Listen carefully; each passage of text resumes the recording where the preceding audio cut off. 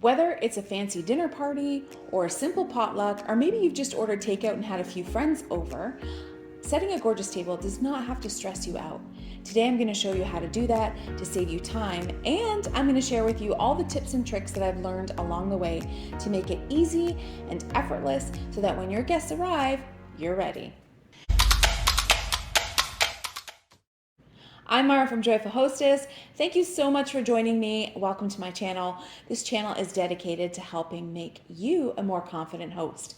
So I share tips, tricks, recipes, and ideas. Are you ready? Let's go. So I picked a really neutral tablecloth because I wanted the black from these beautiful plates to pop. These plates are from Mikasa, and I couldn't resist this black setting. I think it's just so elegant and so classic. I like to call it my LBD, my little black dinnerware, that I can dress up or dress down depending on the occasion. So now we're going to move on to the flatware. I would say opt for the real stuff where you can. The only time I really like to use disposable is if I'm doing picnics or like something outdoors, but otherwise opt for some real stuff. The same thing goes for the napkins. I mean, paper napkins are a great way to add a punch of color, but if you can add real linens, it just kind of helps to level up your table setting. And then over here I have these glasses, which coincidentally are also from Mikasa, and I love them so much because the stemless you can use either for wine or even for water. So one glass kind of covers most drinks. And then don't underestimate the power of candlelight when you're setting a table. They make even the simplest of meals really feel special. So I like to add candles to the table and then some decorative elements. So here I've got just some fake plants. These are my go-to when I'm not quite sure what to put on the table, and they're really easy to just put on the table and add a little burst of color.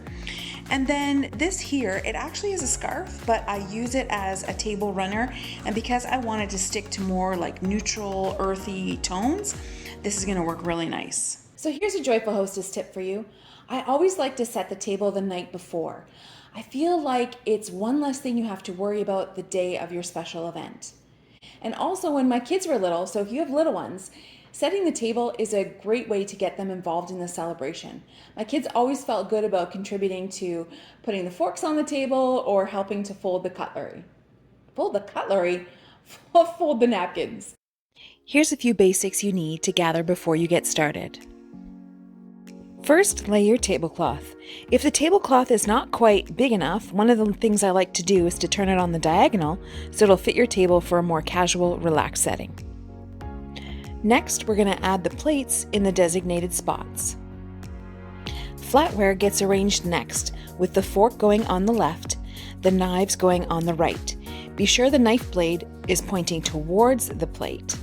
If you're using spoons, these go next to your knife on the outside. When it comes to napkins, I like to use the real thing instead of paper ones.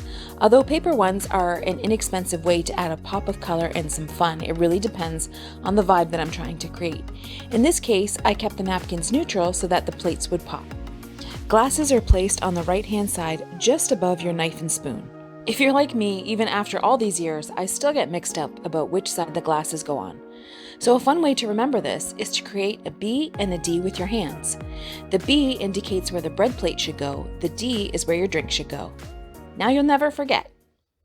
So when it comes to decorating and doing kind of all the fun stuff in the center, I usually like to wait until I have the table set first, because that will actually help me figure out how much room I have to play around with, especially when you're thinking about doing something more elaborate where you might have more greenery. It just really helps to know the parameters of what you have to work with.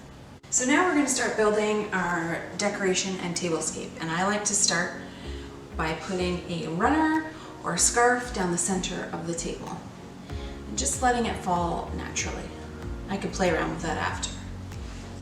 So because I'm building a tablescape down the center, I like to add the big piece in the center, followed by the smaller pieces that will go on either end. When it comes to scented candles, opt for unscented ones. Because our sense of taste is tied to smell, using scented candles can sometimes throw off and overpower the flavors of your food.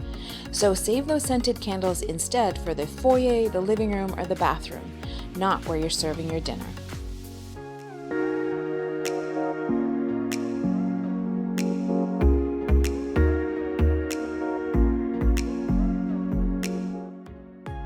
there you have it, how to set a beautiful table for any occasion.